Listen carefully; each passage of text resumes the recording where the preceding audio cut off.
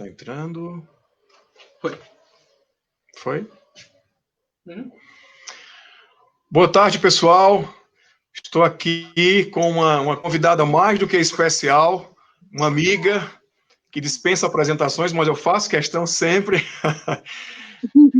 Deputada Janaína Pascoal, uma referência quando se trata de coerência, quando se trata de seriedade, e eu tenho o privilégio de conhecê-la e tê-la como amigo, e enfim, é alguém que a gente tem um carinho muito grande e um respeito muito grande, não só eu, mas acho que o povo brasileiro inteiro, pelo serviço que ela prestou, pelo trabalho que ela prestou num determinado momento histórico, e depois disso vem dando exemplo de coerência para todos nós, e sendo um motivo de muito orgulho para todos nós que a conhecemos e que gostamos muito dela, da atuação dela.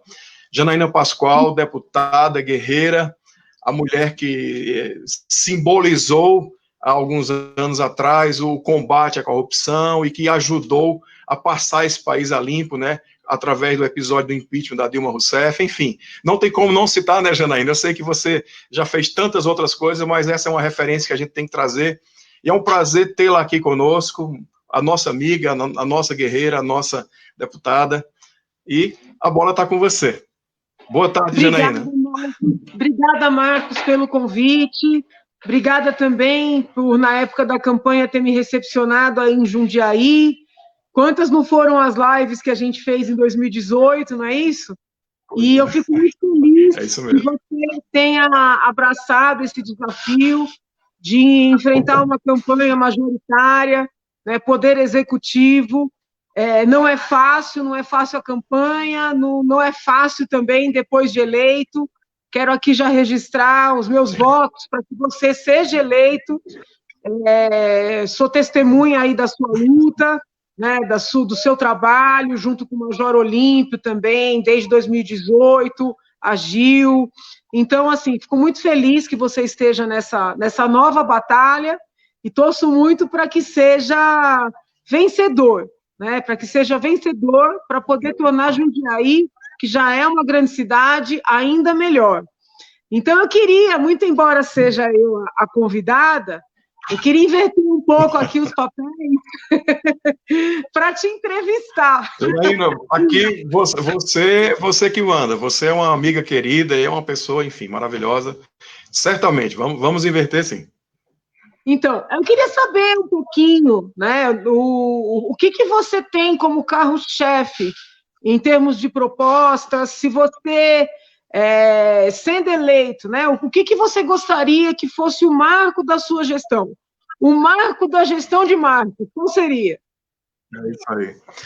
Janaína, nós temos uma cidade, você bem citou, Jundiaí é uma cidade muito próspera, uma cidade muito rica, tem uma boa qualidade de vida, mas, assim, nós identificamos indícios razoáveis de que existe muita corrupção na nossa cidade.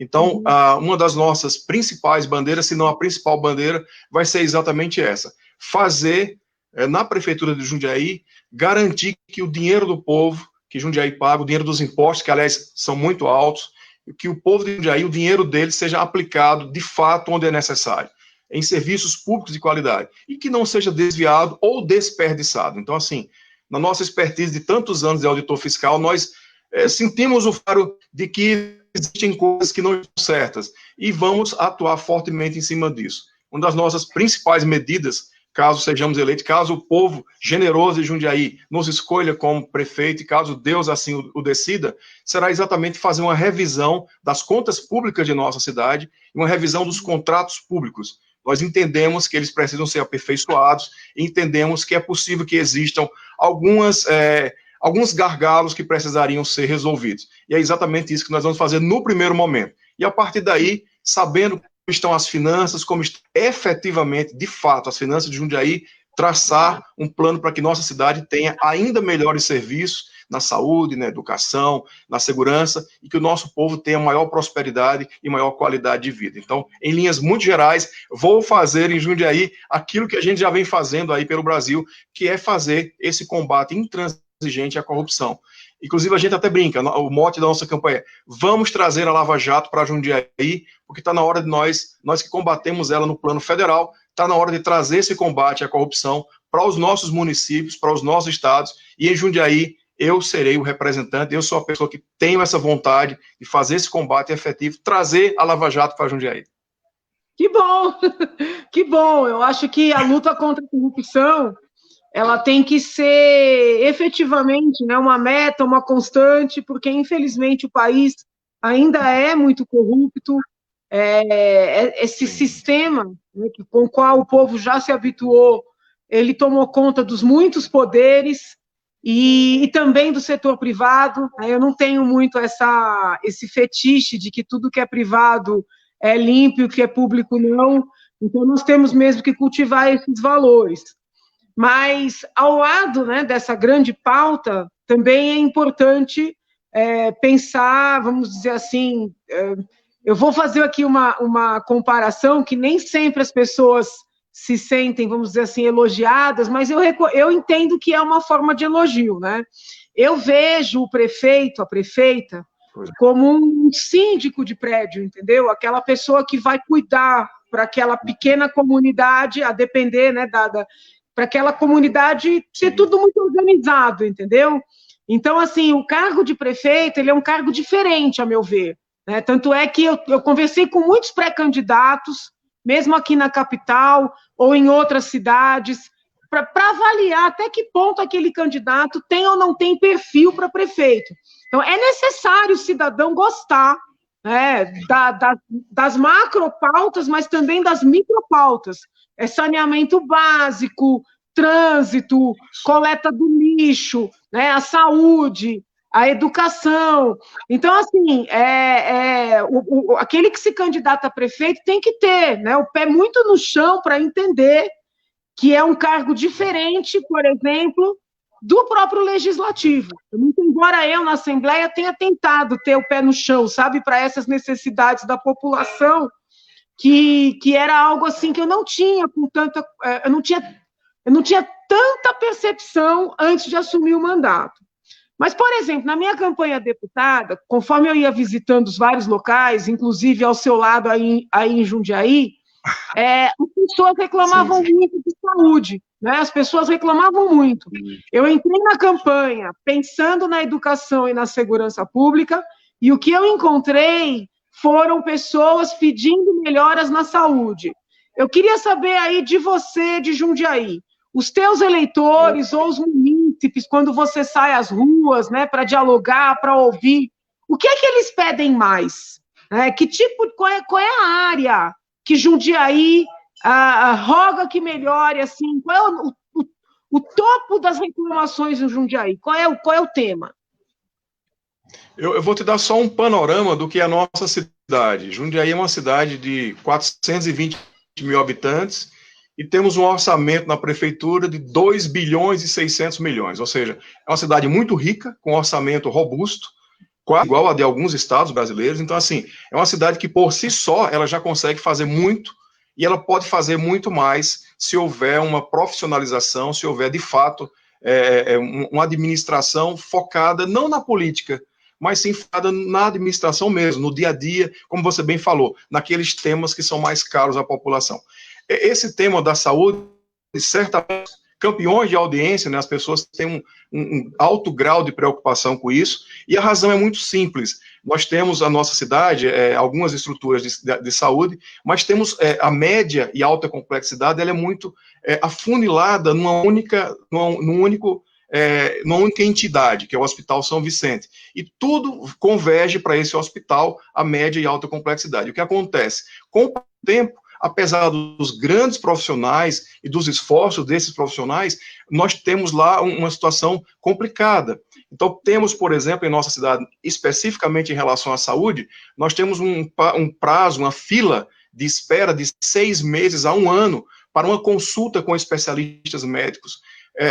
E alguns exames um pouco mais complexos. Então, assim, se você tiver um problema no coração, se você for esperar 6 meses, você pode vir a óbito. A depender do problema que você tenha, esse problema vai se agravar. Então, assim, a principal hoje reclamação em relação à saúde é exatamente isso. A demora que o poder público tem em atender algumas especialidades médicas, ou a grande maioria das especialidades médicas. E é exatamente essa uma das nossas propostas, resolver isso inicialmente através de um mutirão de especialidades mesmo, contratar no mercado privado, temporariamente, de alguma forma, estruturas especialistas médicas que possam zerar esse déficit, e a partir daí nós possamos fazer um programa de garantir que o povo de Jundiaí tenha atendimento de qualidade num prazo que seja razoável. Não se pode admitir que alguém demore 1 ano, às vezes até mais do que isso. Vou te dar um exemplo, você como mulher certamente vai entender muito claramente. Eu vi muitos casos em que mulheres reclamaram que estava mais de 1 ano para a colocação de um DIU. Ora, em 1 ano você tem um filho. Então, assim, é algo impensável. E outras estruturas, outros exemplos que as pessoas nos deram. Então, em relação à saúde, a principal preocupação das pessoas é essa. Nós temos uma boa estrutura, nós temos bons profissionais depois que você ingressa no hospital. Mas até você conseguir um espaço, até você conseguir uma consulta e um exame, demora muito e isso tem que ser resolvido. E uma outra questão que é muito comentada é a burocracia, né?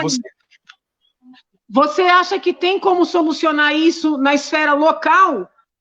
É possível, sim, na esfera local, ou seja, municipal, você conseguir fazer frente a esse déficit ou a essa fila?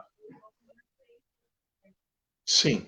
Existe, me parece que uma vontade deliberada de encaminhar as pessoas para o São Vicente, que é esse hospital que eu falo, que é um hospital de referência de média e alta complexidade. E a nossa visão é exatamente oposta. A ideia é evitar que as pessoas cheguem lá, é resolver o problema delas em outras estruturas de apoio, onde você pode tratar pessoas que nem têm tantos problemas, a complexidade não é tão séria assim, de modo que ela não precise ir para o São Vicente. Então, uma UPA, unidade de pronto atendimento. Nós temos uma na cidade, a ideia nossa é fazer pelo menos mais 2, transformando unidades básicas, que são as UBS, em 2 UPAs, para evitar, inclusive, o custo de você ter que construir a estrutura. A estrutura já existe, é só fazer uma nova adaptação, de modo que pessoas de regiões que hoje não têm assistência, possam, nessas UPAs, resolver seus problemas de média complexidade e evitar que as pessoas tenham que ir para o São Vicente. E com isso, nós poderíamos reduzir sensivelmente o tempo de espera e dar um atendimento de melhor qualidade. Então, assim, em função do nosso orçamento, o orçamento da saúde de Jundiaí esse ano é de 620 milhões. É um orçamento robusto e ele bem administrado, certamente nós teremos condições de prestar um serviço de melhor qualidade para a nossa população.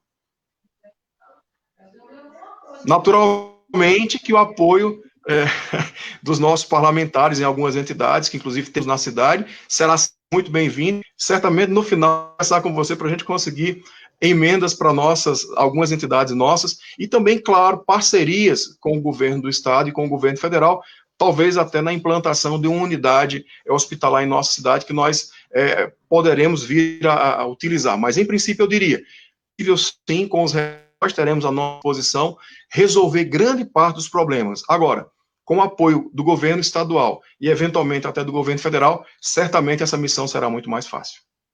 Muito bem, muito bem. E com relação à parte da educação, você tem alguma proposta de mudança ou apenas vai manter o que já tem? Tem alguma proposta para a educação? Janaína, na nossa cidade nós temos uma educação bem estruturada, reconheço, bem estruturada, mas ela tem um gargalo muito sério, que é exatamente a questão das creches. Hoje nós temos uma necessidade que as pessoas trabalham, o pai trabalha, a mãe trabalha, e muitas vezes não tem com quem deixar a criança.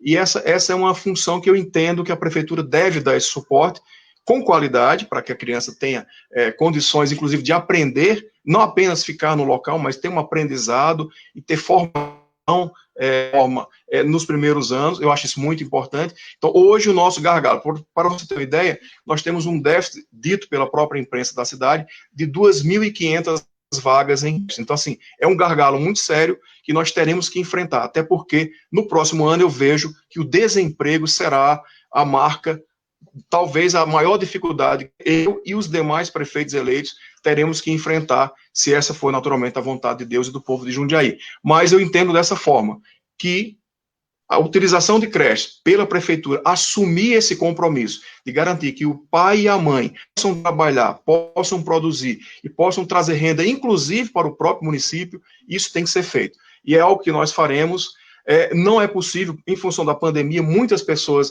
muitos pais e muitos filhos estudavam na escola particular, eles vão migrar para a escola pública. Isso aí vai acontecer em todo o Brasil, mas na nossa cidade nós estimamos aí entre 25% e 30%, que é do dia para a noite, nós vamos ter que alocar essas pessoas, essas crianças, e temos que fazer isso com qualidade. Então, a única forma de fazer isso é utilizando a estrutura da iniciativa privada, que vai estar ociosa, e utilizar, adquirindo vagas, de modo que a prefeitura possa fiscalizar a qualidade e adquirir vagas no mercado privado, de modo a que as pessoas, as crianças, tenham essa assistência, tanto nas creches, que hoje já são deficitárias, quanto nas próprias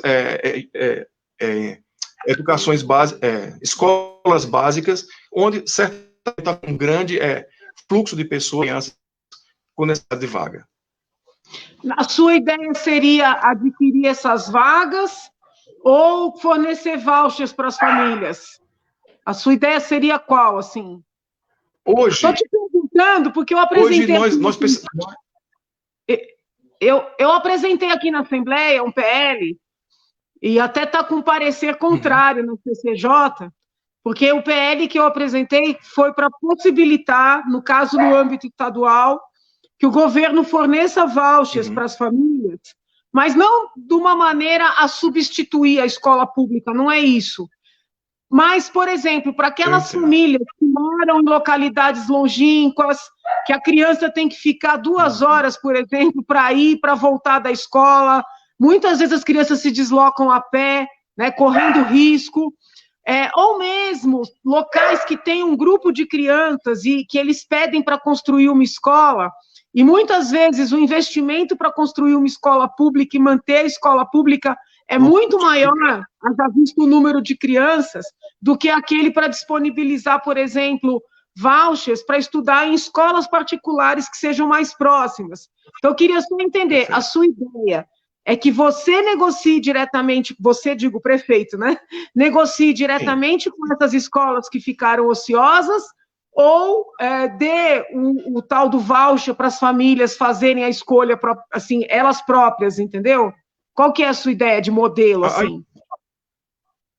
A ideia nossa, no caso específico das creches, isso aí é muito mais direto, porque o custo, inclusive, para o serviço que levantamos, naturalmente que ainda em caráter empírico, né, temos que pegar os números reais e somente na prefeitura nós teremos acesso a esses números definitivos, mas nos levantamentos prévios que nós fizemos, o custo de uma criança numa creche particular hoje, ele é 30% numa creche pública. Então, assim, já seria, do ponto de vista econômico, interessante. E qualidade seria garantida através da fiscalização da própria prefeitura, que iria exigir um padrão de qualidade compatível com aquilo que é ofertado nas próprias creches públicas. Nas escolas do município, hoje nós não temos essa realidade. Hoje a rede é toda atendida pelas escolas municipais.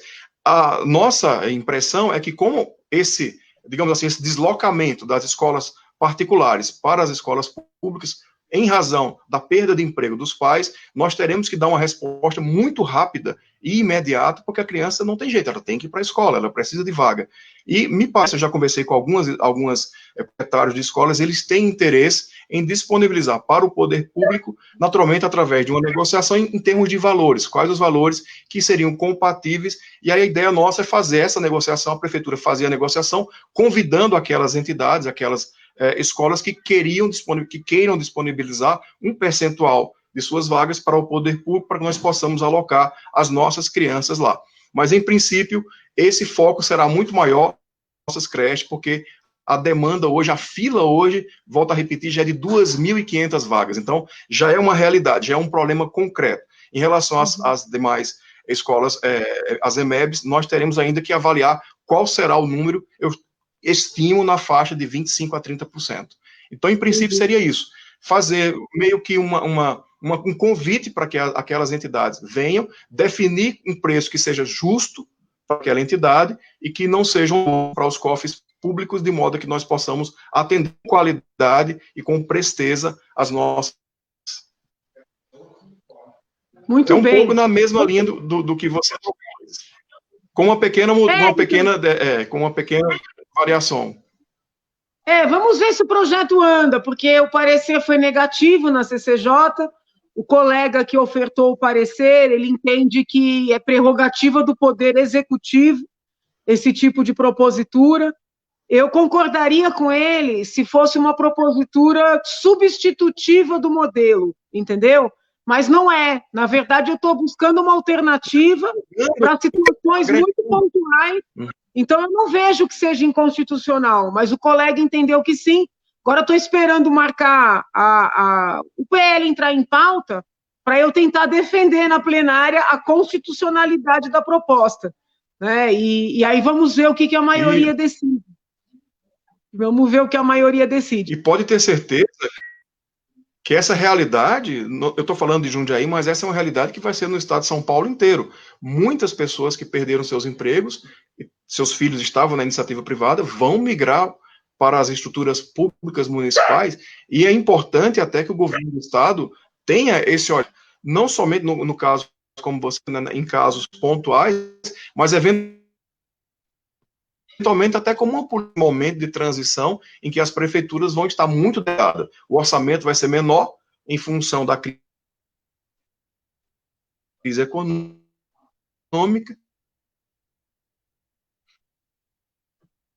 O seu som, Marcos, o seu som está falhando para mim. A demanda por serviço. Será que o pessoal... E saúde será bastante superior ao habitual. Então, esse seu projeto, eu entendo que seria muito bem-vindo. Eu, como prefeito de Jundiaí, fico...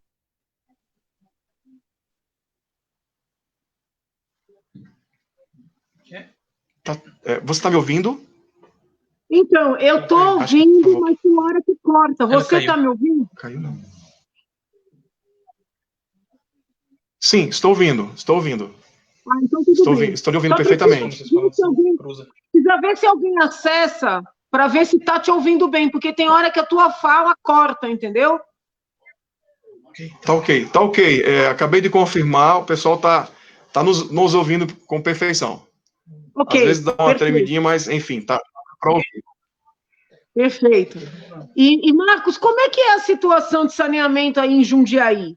Você tem os números da porcentagem de munícipes... O cachorro chegou aqui.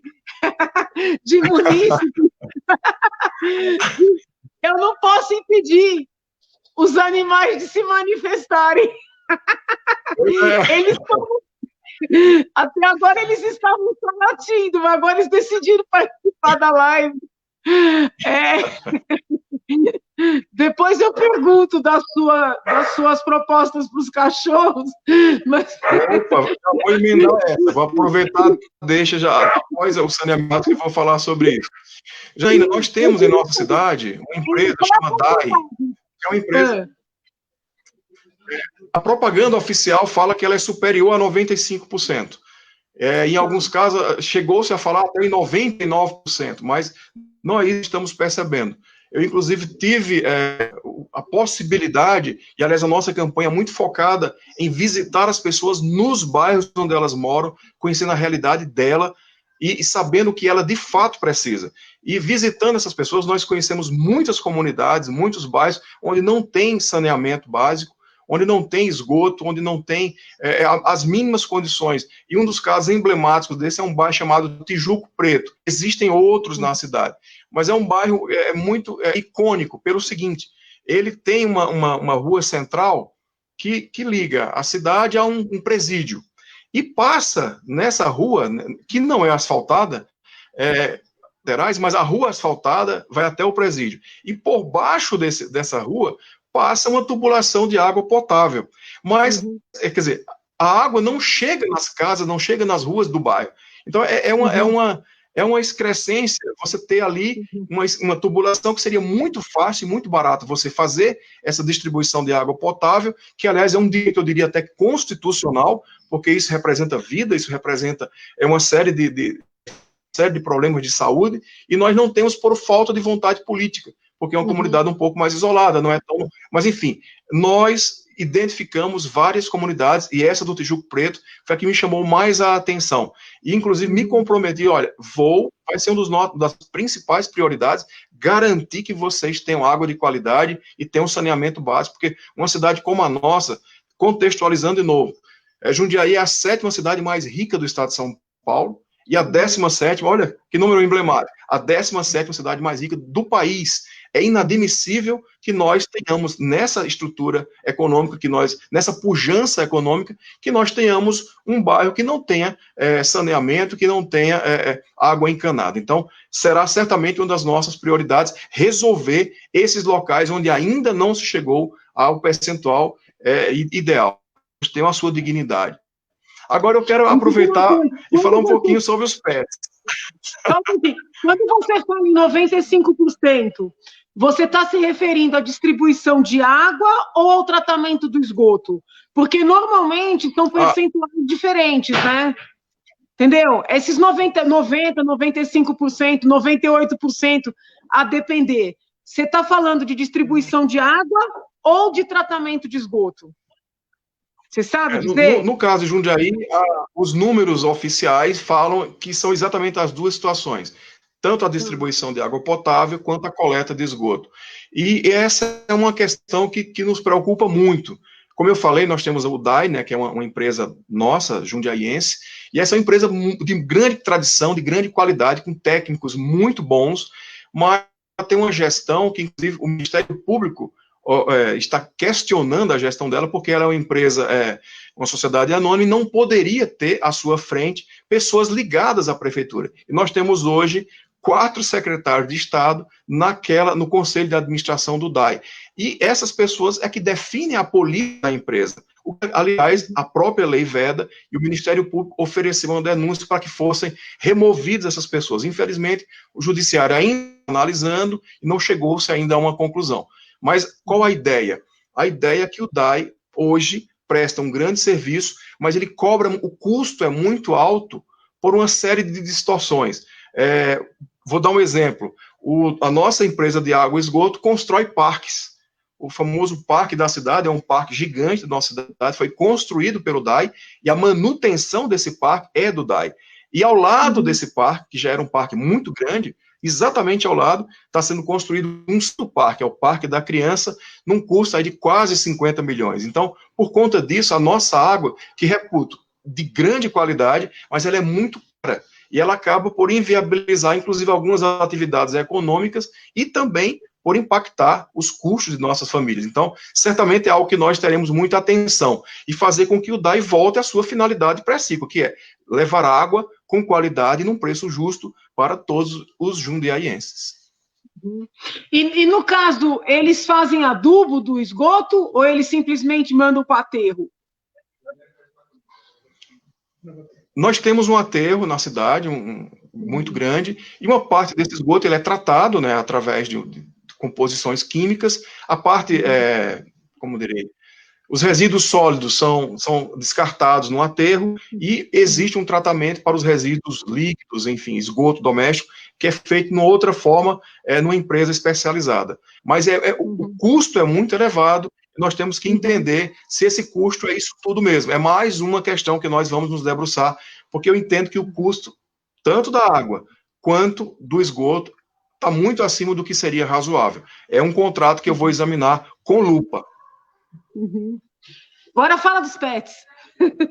Oh, que maravilha. Nós temos uma situação na nossa cidade, que certamente é no Brasil e no mundo inteiro. Hoje, esses animaizinhos, eu brinco, o pessoal não gosta que eu falo isso, mas eles são meio que membros da família, né? Nós temos um amor, um carinho tão grande, e nós gostamos tanto, e quem gosta, cuida. Só tem um porém, o gasto com veterinário costuma ser muito elevado.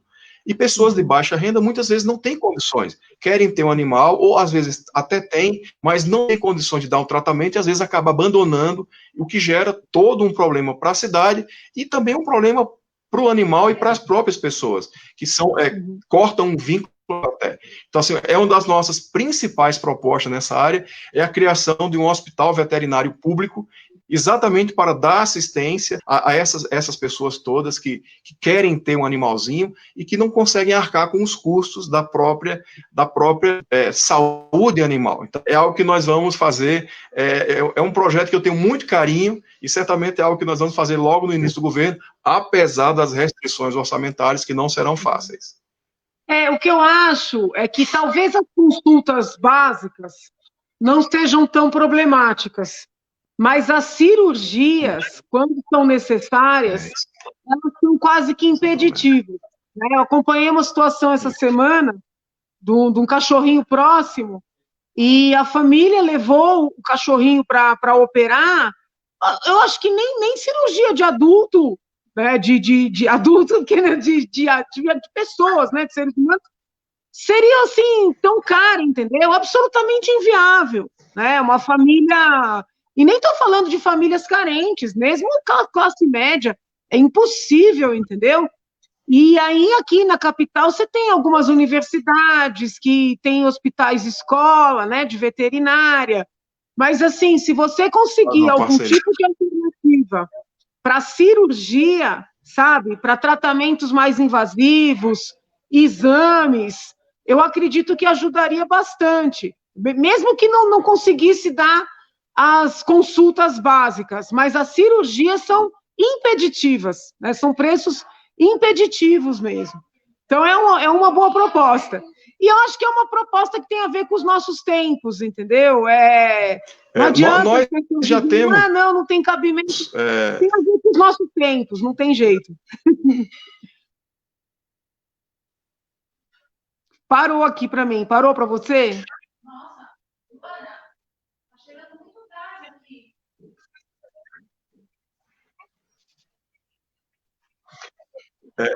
É exatamente essa cidade. Nós já temos algumas entidades, particularmente do terceiro setor, território em relação a isso, e certamente terão nosso apoio, nós vamos enfatizar isso aí. Eu sou entusiasta do terceiro setor, desde que ele seja fiscalizado, porque não podemos aceitar que o dinheiro público seja jogado aí na lata do lixo, mas enfim, já existem em nossa cidade algumas estruturas de terceiro setor que já dão esse suporte.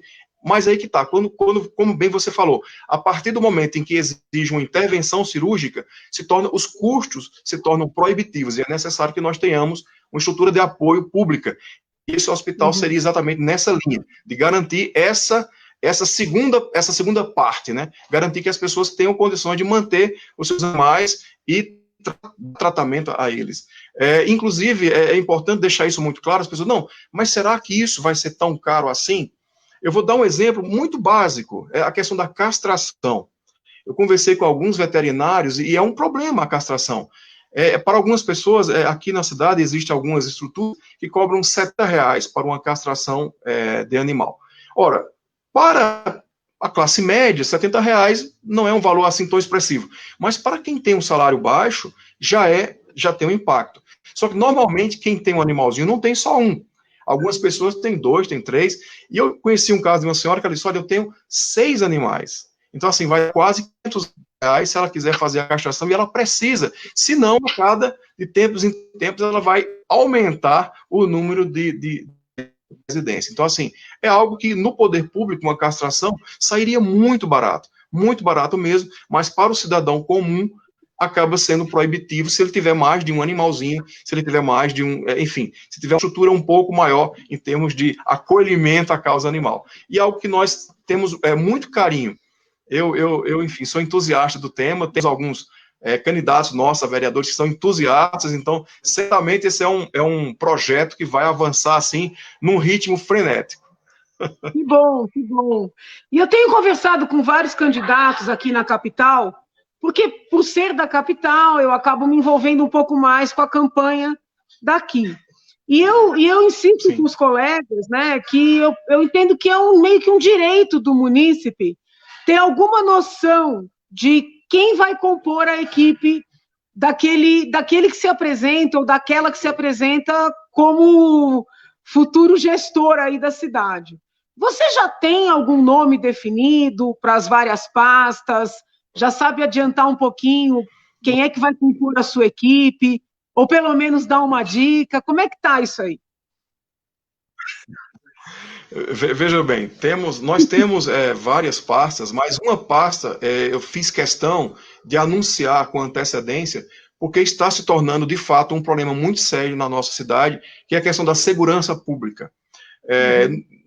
Entendo que, em função, talvez, até mesmo da economia está ficando mais fraca, as pessoas terem perdido os empregos, mas não só por isso. O fato é que a segurança pública tem se tornado, ao longo do tempo, e nos últimos anos, tem se tornado um problema muito sério em nossa cidade.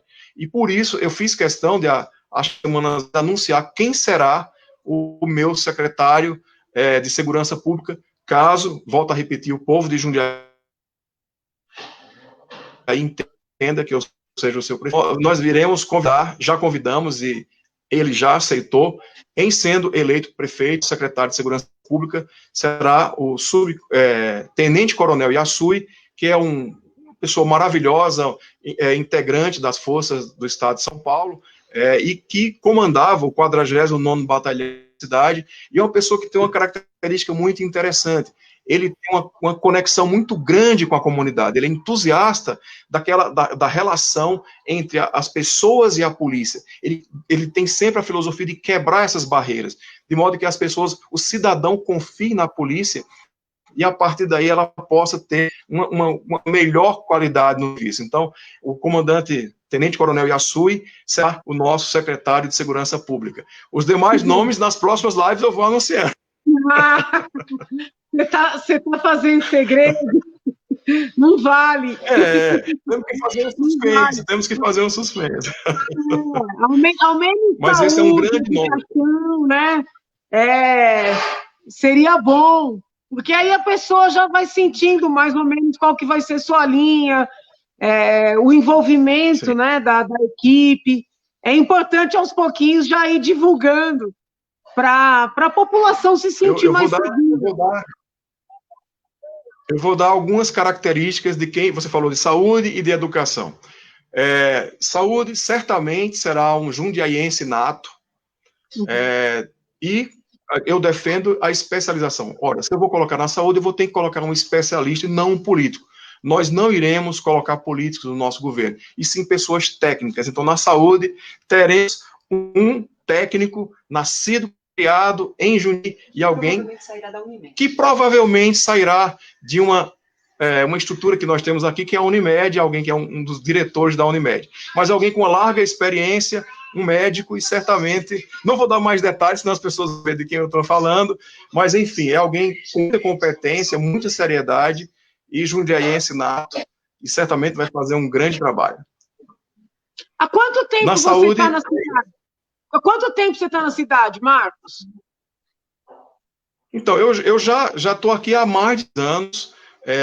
Antes disso, eu tenho parentes em Jundiaí, tenho amigos que são verdadeiros irmãos, então eu já frequentava a cidade há muitos anos, mas já estou na cidade há pelo menos mais de 6 anos, um pouco mais de 6 anos.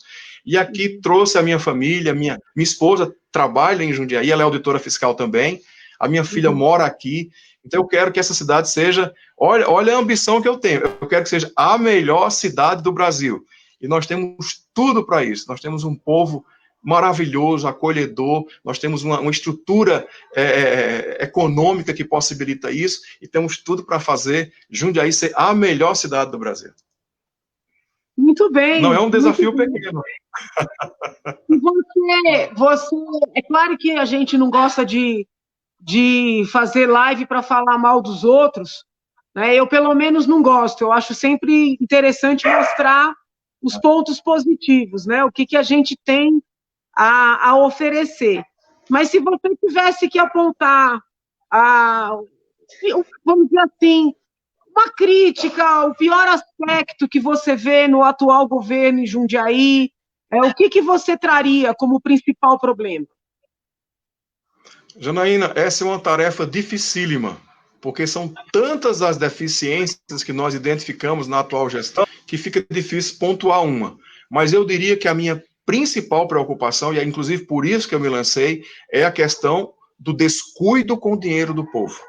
Quer seja por má utilização, quer seja seja por desvio, volto a repetir, indícios de corrupção. Não posso provar, não posso afirmar. Mas a minha expertise de auditor fiscal me diz que em algumas partes existem indícios muito fortes. Então, eu diria que essa talvez seja a principal mácula da atual gestão. Além, é claro, de ter passado 3 anos sem fazer absolutamente nada, somente reclamando que faltava dinheiro por conta da gestão anterior, e nos últimos 6 meses saiu aí passando piche na cidade para asfaltar e dizer que está fazendo alguma coisa. Então, eu diria sim, a principal crítica que eu faço, o descuido com o dinheiro do povo.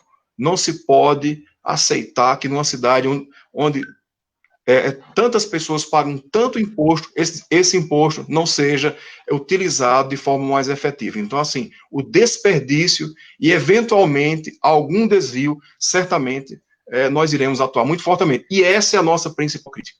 Vamos trazer a Lava Jato para Jundiaí, para garantir que o povo de Jundiaí não seja, o seu dinheiro seja, de fato, utilizado nos serviços públicos de qualidade. São quantos candidatos a prefeito em Jundiaí? Nós, em Jundiaí, temos 13 candidatos, é um número bastante expressivo, mas isso também demonstra exatamente a insatisfação do povo e das siglas partidárias com o modelo que está à frente da nossa prefeitura há tantos anos. Nós estamos aí com o PSDB há quase 3 décadas, somente na eleição eles perderam, e aí uma gestão desastrada, voltaram ao poder de novo, mas assim, é o que a gente chama de fadiga de material, as pessoas não aguentam mais, e por isso, muitas siglas, pessoas não concordo com isso, eu vou tentar tirar esse grupo que está aí à frente da prefeitura de Jundiaí, porque Jundiaí pode ser muito melhor, e é exatamente a nossa filosofia também. O nosso mote de campanha é Jundiaí de todos e para todos, nós queremos de fato que a cidade seja para as 420 mil pessoas que aqui moram, e não para apenas uma meia dúzia que se utilizam de grande parte do orçamento público. Como é que é a relação do PSDB com o PT em Jundiaí? Porque aqui na capital, muito embora... E no Estado também, basta ver a configuração na Assembleia, né? Muito embora eles digam que são oposição um ao outro, nós identificamos vários sinais de parceria, né? Então, por exemplo, aqui na capital, o prefeito Bruno nomeou um nome bastante clássico no PT, que é médico, para coordenar um hospital público. Né? O cidadão é médico, pode trabalhar, mas ser coordenador de hospital, ainda mais tendo envolvimento aí em investigações. Na Assembleia, a mesa sempre é dividida por PT e PSDB. Existe, assim, também em Jundiaí, uma proximidade muito grande ou não? A característica local é diferente? Eu entendo que aqui existe uma certa separação, até porque, como eu falei, o PSDB hegemoniza há quase 3 décadas e teve um pequeno, apenas 4 anos em que foi governada a cidade por uma coligação do PT e do PCdoB. E isso aí gerou um tensionamento, de modo que PT, PCdoB, do lado da esquerda, e o PSDB tem uma relação de oposição. E nós estamos entrando nesse processo, como direita que somos, o PSL é um partido de direita, eu me defino assim, e estamos exatamente para fazer o contraponto disso aí. Nós não queremos nem a extrema esquerda, representada pelo PT e pelo PCdoB, nem a esquerda travestida, que é o PSDB. Nós queremos um partido que, de fato, tenha valores cristãos e conservadores, que é o que nós pensamos na direita, e tenha valores liberais na economia, que é como nós nos definimos no PSL. Então, assim, é uma terceira forma de encarar o mundo, é uma terceira forma de propor gestões e melhorias para a cidade. Mas, respondendo muito claramente, existe hoje um antagonismo em nossa cidade entre as forças de esquerda e o PSDB. O que, aliás, para nós é muito bom, porque nós estamos entrando como terceira via e o apoio das pessoas, as pessoas estão muito entusiasmadas com nossa candidatura e essas candidaturas, tanto da extrema esquerda quanto do PSDB, estão desidratando em apoio à candidatura Marcos Dantas 17. São quantos vereadores em Jundiaí? Jundiaí temos 19 vereadores, e inclusive nós, do PSL, aqui nós saímos com uma chapa pura, não fizemos coligação, exatamente porque entendemos que se eu quero propor a mudança, eu não posso fazer coligação com pessoas aí que estão aí há tantos anos, caciques políticos aí que a gente não concorda com algumas práticas, então optamos por fazer uma chapa pura, inclusive composta 12 mulheres, nós estamos muito acima do percentual mínimo. O percentual mínimo na nossa cidade seriam 9 cadeiras femininas, nós estamos com 12 inteligentes, aguerridas. Você certamente já conheceu algumas delas, mas as outras podem ter certeza que são mulheres muito fortes. Até com umas camisetas contra a violência contra a mulher. Exatamente. Eu lembro, sim. Exatamente. Que bom, muita sorte para elas, que bom. Exatamente. Bom. E nós acreditamos, a nossa cidade hoje não tem nenhuma representação feminina, o que eu, aliás, acho muito ruim. Eu acho que a mulher tem um papel fundamental no parlamento, ela tem um olhar diferenciado, muito mais sensível para alguns temas, como você é um exemplo perfeito disso. E as nossas meninas, eu chamo elas assim, as nossas meninas vão dar muito orgulho para o povo de Jundiaí, porque elas são guerreiras. Olha, vamos com as cadeiras femininas aqui pelo PSL de Jundiaí. E estamos aí com chapa completa e vamos disputar e vamos fazer a transformação que o povo de Jundiaí merece. Quem que está como vice na sua chapa?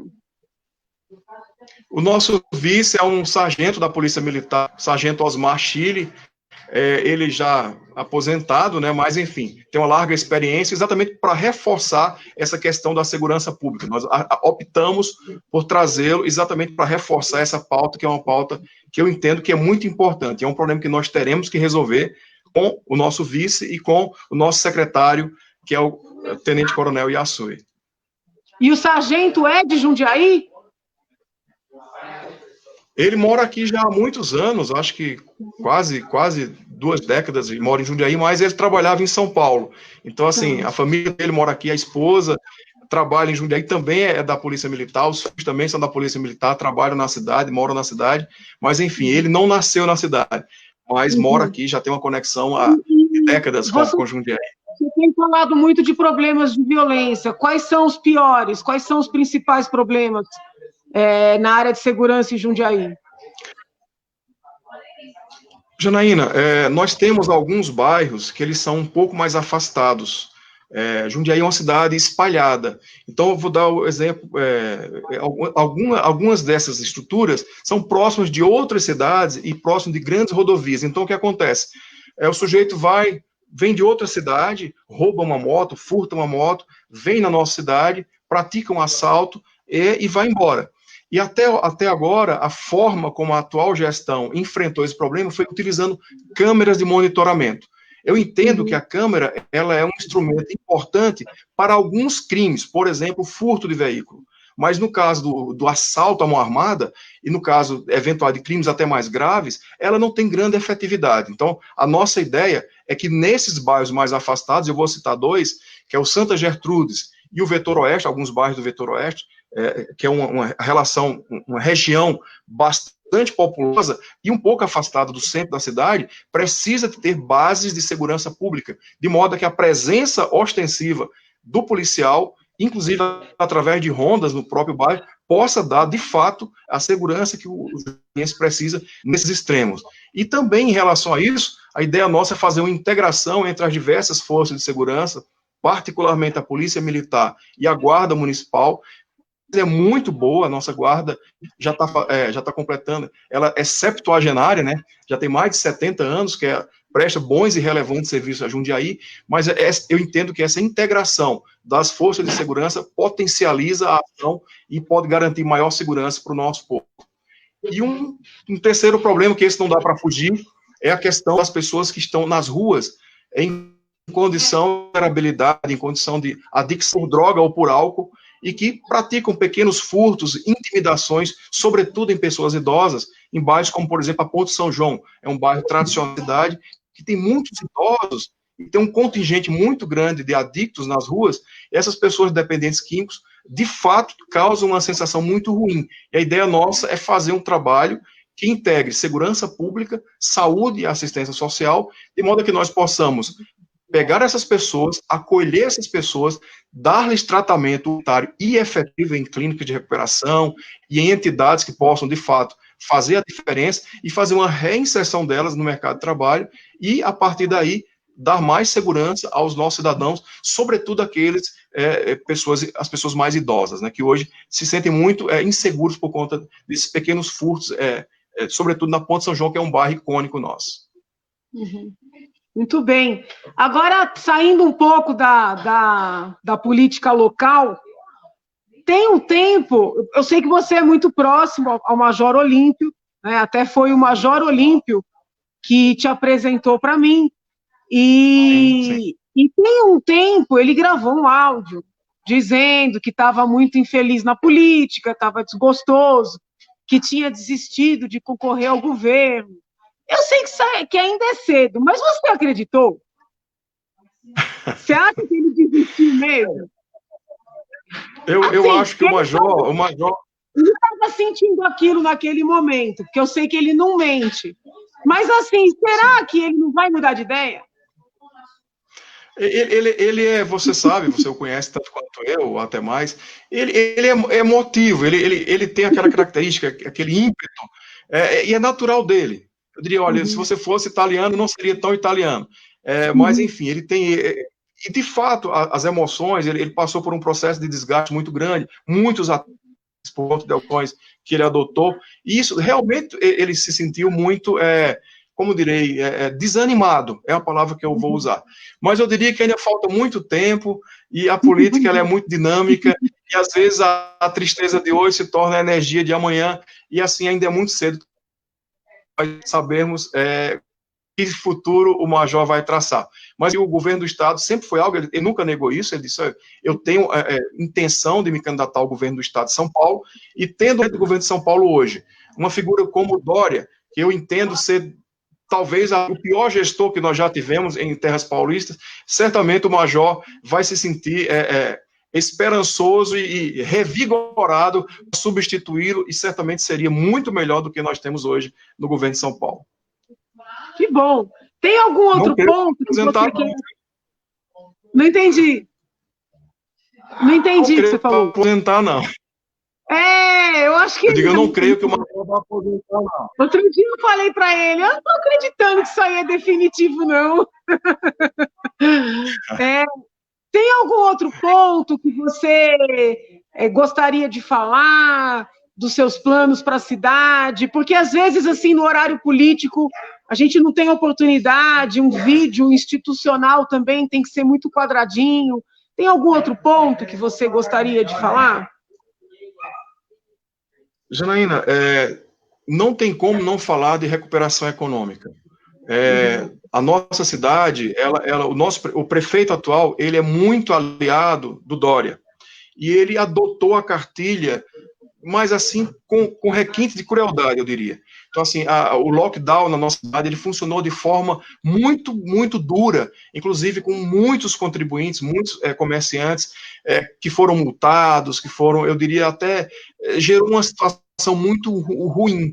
Isso gerou uma quebradeira muito pequena, as empresas tradicionais, e centenas de empresas fecharam as portas, milhares de pais e mães de famílias perderam seus empregos. Então, assim, eu entendo que junto com o cuidado com as contas públicas, esse será um dos nossos principais, uma das nossas principais ações, se não a principal. Garantir que Jundiaí possa atrair empresas e fomentar nas empresas aqui existentes a possibilidade delas superarem, inclusive gerando mais emprego, gerando renda para o município.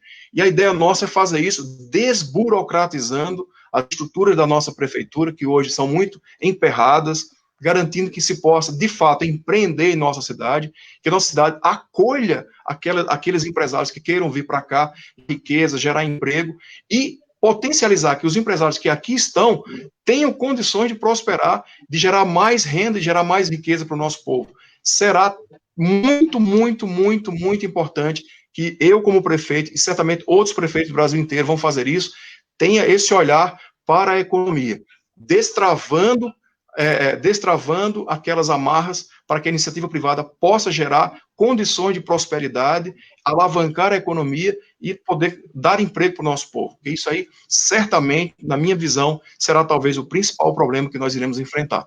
De uma forma, inclusive, até inusitada, eu como auditor da Receita Federal, uma das formas que nós faremos isso, eu vou estimular para que nós tenhamos de novo aqui na nossa cidade um porto seco, que é uma estação aduaneira, né? Eu, como auditor, a Receita Federal que faz o alfandegamento dessas estruturas, de modo que a nossa cidade tenha condições de melhorar o seu potencial de importação e exportação, e nossas empresas que hoje estão muito focadas no Brasil, possam estar focadas e olhando para o mundo. Eu não vejo Jundiaí como uma referência apenas para o Brasil, eu vejo como uma referência para o mundo. Jundiaí tem tudo para ser a melhor cidade do Brasil e ter uma conexão com a Ásia, com a Europa, e trazer empresas aqui, inclusive de matriz tecnológica, com quem nós já estamos conversando, para que possa gerar grande renda e muito emprego para o nosso povo. Que assim seja. Que assim seja. Opa! Muito bem. Marcos, eu agradeço muito esse diálogo. Desejo de coração que você tenha bastante força aí, que o final da campanha muitas vezes é o período mais difícil, né, que mais demanda, que possam fazer uma campanha ética. Às vezes a gente vê umas campanhas também que no final acabam descambando, né, para ofensas pessoais, para ataques, e eu acredito verdadeiramente que a boa campanha se faz quando o candidato mostra o que ele tem de melhor, né, quando ele mostra o que ele oferece a mais, né, do que aquele que já está aí, ou do que aqueles que se apresentam como alternativa. Então, que você consiga aí manter essa positividade, né, que te traz aí desde 2018. Bom, Deus abençoe, Nossa Senhora também, né, e estou na torcida pelo teu sucesso, pelo sucesso de Jundiaí, que Jundiaí fique ainda mais próspera, mais receptiva, possa acolher cidadãos de todo o Brasil, né, e que possa ganhar o mundo, como eu estou vendo que está nos teus planos. Que bom. Essa é a ideia. Eu agradeço demais a deputada, a mulher guerreira, a amiga Janaína Pascoal, que nos ajudou hoje, nos abrilhantou à tarde e nos ajudou a mostrar para as pessoas um pouquinho de quem é Marcos Dantas, um pouquinho do que a gente pensa. E eu vou lhe apresentar aqui, ó, vou mostrar para você uma amiga, ó quem está aqui do meu lado. Olá, Gil. A Gilvânia. Tudo bom, linda? Que bom. Bom te ver, meu amor. Ela é minha coordenadora de campanha, uma guerreira também, uma pessoa maravilhosa que está conduzindo a nossa campanha exatamente como você falou, com propostas para o povo, com a crítica fundada na gestão e nunca nas pessoas. Jamais vou criticar quem quer que seja. A pessoa tem o direito de ser quem ela é. O gestor, sim, esse merece a crítica e merece, inclusive, o contraponto. Olha, eu posso fazer melhor de tal forma. E é exatamente isso que nós estamos fazendo. Uma campanha propositiva, indo diretamente com as pessoas, em cada bairro. Maravilha. Muito obrigado, minha amiga. Muito obrigado. Bom, Deus abençoe, boa campanha, boa eleição, rumo à vitória, se essa for a vontade do povo. Torço para que seja. Né? Obrigado, Janaína. Muito obrigado. Fiquem com Deus. Até mais. Beijo. Jundiaí. Tchau, tchau. Tchau. Aqui. Eu não sei. Sim, esse merece a crítica e merece, inclusive, o contraponto. Eu posso fazer melhor de tal forma. Espera aí. Uma campanha propositiva, indo diretamente com as pessoas.